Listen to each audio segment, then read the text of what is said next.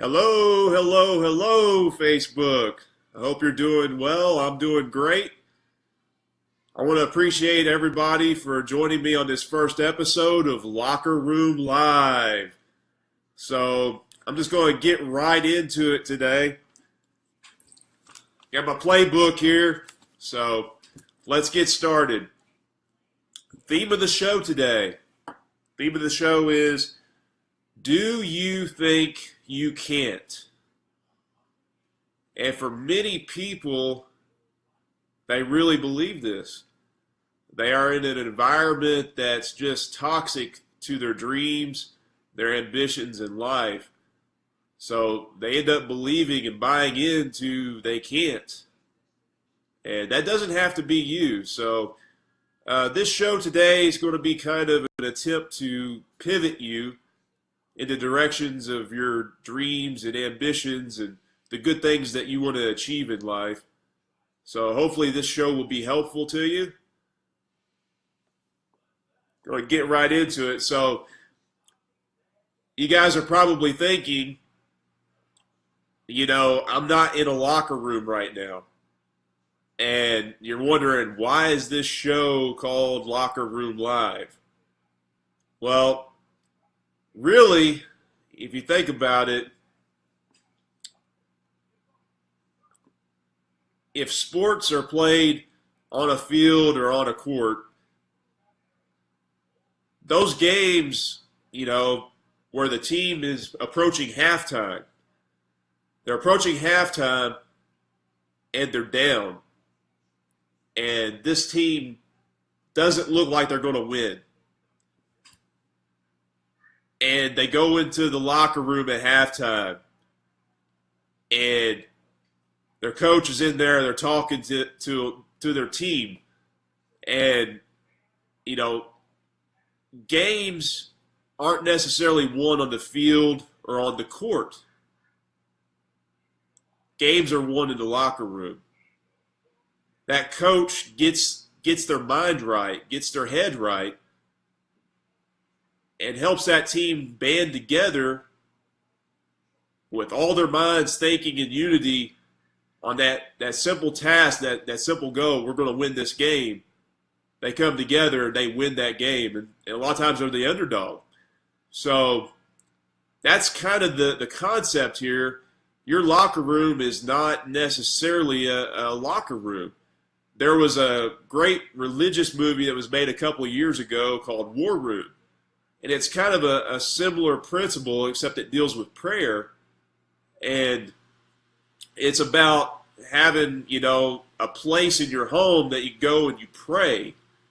And all those struggles, those things, those challenges that you're facing in life, you go in there and you pray and you use prayer to fight those challenges and have the Lord fight your battles for you. So, that was a great movie. It's kind of the same concept, but, basically, we've got to get our minds right to play the game of life. So that is why this is called Locker Room Live. And like I said, it doesn't really matter about where you're getting your mind right. It could be your home. It could be, it could be the locker room if you're playing sports and, your coach is talking to you or you're talking to your teammates. But yeah, that's kind of the concept here of Locker Room Live. So I just want to give you a little introduction to why the show is called Locker Room Live. So I'm going to get into the quote of the show. And I believe this really goes hand in hand with our theme today. So here's the quote. Whether you think you can or you think you can't, you're right. And that's by Henry Ford.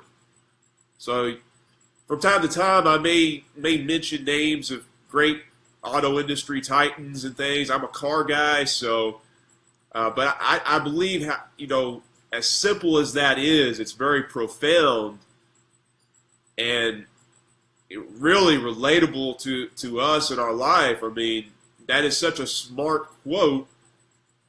It all starts up here, guys. So that's the quote of the show. And I'm going to dig into a couple of tips, just a few tips here, going along with our theme of do you think you can't, and helping you pivot to a state of mind where you think you can.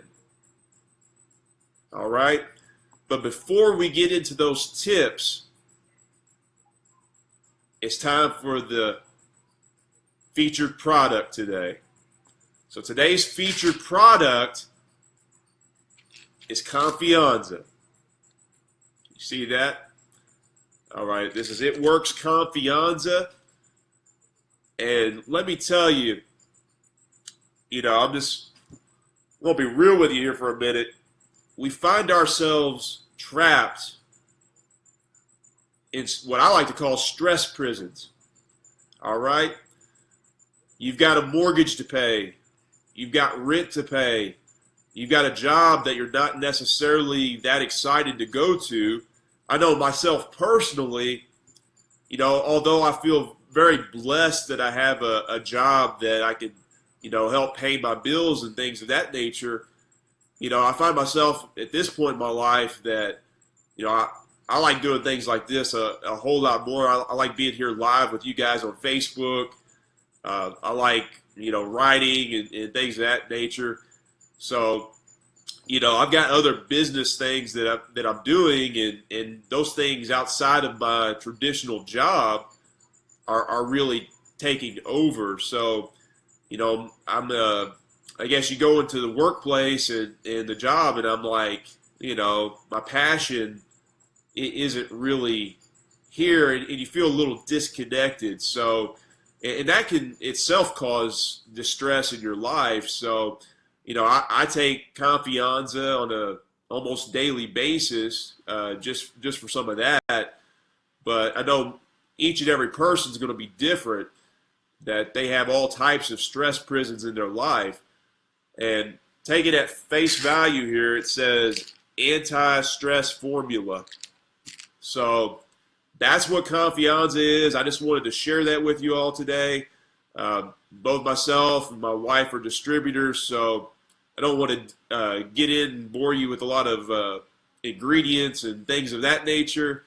But if it's of interest to you, if Confianza you think might be of interest to you, you can message me, and I'll be happy to get you some more information regarding that product. So let's get on to the tips of this show today. And I'm just going to share a few of them with you. Tips of the show. So the first thing that I want to share is a book, because there is a book that I read that the language is very, very simple. And I think it's important. Reading's important, but almost as effective as the reading that you're doing, it's got to be something that you can understand. And the language in this book is very, very understandable. It's a very simple to follow and read book. But here's the book. Secrets of the Millionaire Mind by Harv Eker. And you may be saying to yourself right now, well, I don't care about being a millionaire. That's completely fine. The reason I mentioned this book is because a lot of the core principles of the book is based on this concept that Harv Eker has put together and illustrated in this book. It's that our programming leads to our thoughts. Our thoughts lead to our feelings. Our feelings lead to our actions. And our actions lead to the results in our lives. So again, it's programming, thoughts, feelings, actions, results. All right?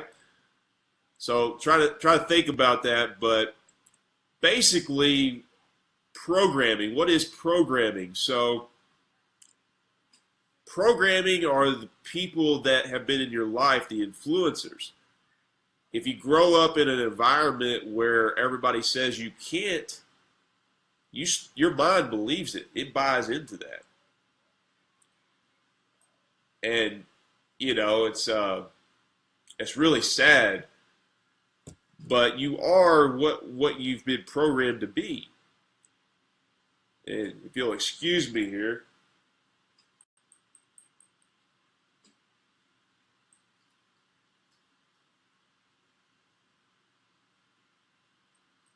excuse me, sorry, my sinuses were getting to me. All right, so basically, your programming and people that you've been around all of your life, uh, modeling them and seeing that all they did was go to a factory and work a job or work at the local diner or whatever. Not that those things aren't admirable, but if you're looking at accomplishing really big things, there's only a handful of Bill Gates and a handful of your Elon Musk and things of that nature, and you got big dreams. Well, that environment could be toxic to those dreams. So what you got to do is you got to figure out how can I adjust my programming. And this book, Secrets of the Millionaire Mind by Harv Eker, if you follow PTFAR, it dives into that and gives you some ideas as far as how can you adjust your programming. So that's my first tip. All right. So that's the book recommendation. I'm looking here at my playbook here. So this is what I would suggest. I would suggest thinking about programming. Each and every person is going to be different as to how many naysayers or cynics that they have in their life and how much negativity is surrounding them. So everybody's different. What you might want to do is just make a list, make a tally kind of. There's something very, very interesting, like a to-do list. If you write it down, those things tend to get done. But if you don't write them down, a lot of times things don't get done. So that's the power of the to-do list. That's kind of the power of making lists in general. So you may want to make a list or a tally of these people or influences in your life that have helped program and shape your thoughts. And everybody's going to be different. You may have a lot of people, maybe 80, 90% of the people who are surrounding you in your life may be the people that are naysayers, cynics, or, well, that isn't how we do things around here, you can't do that. You're going to, this is what we've got to do around here. We go and we work at the factory or we work, just find the best job that we could get and make ends meet. And, and maybe those people that are telling you that have given up on their dreams that they had when they were a child or a young adult. So, what you've got to do is you got to make a tally. And you might be lucky. You may be a lucky person, and you may not have very many cynics or negative people in your life. But I would say most of us probably have more naysayers or cynics in our life or surrounding us than people say, yeah, go for it. Yeah, you can do this. You got this. So I would say it's a little unbalanced for most people and that in society in general. And that's going to kind of give you a snapshot of what it's going to take to kind of help pivot your mind and get your programming right. So again, the second idea here or tip is to make a list of the programmers or influencers in your life. All right.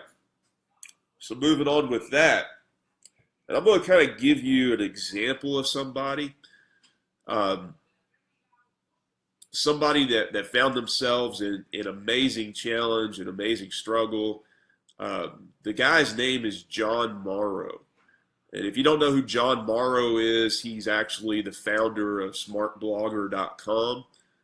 And, basically John Morrow was somebody that, had went to school against all odds. The man is actually in a wheelchair. He doesn't have any motory sensory.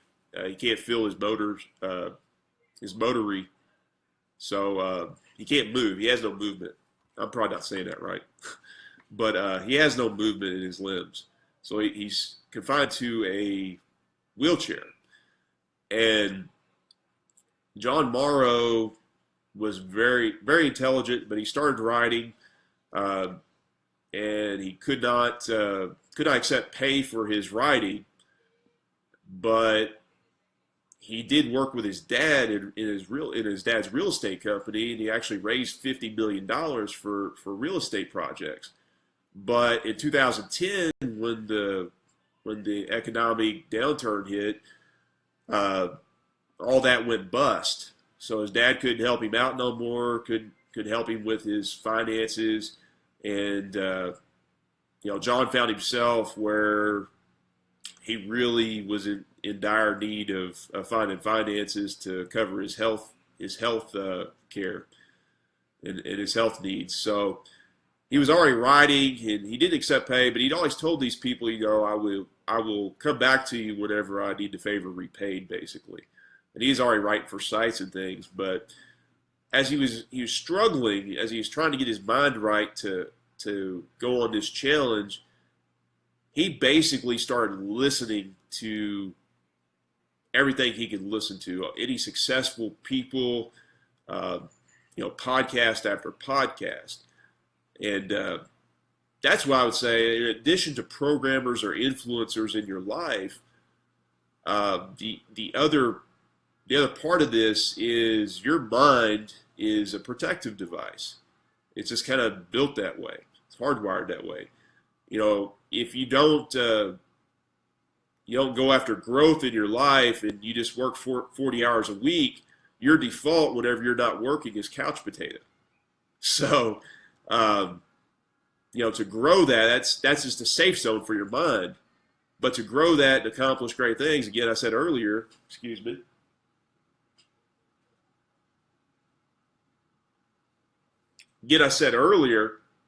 that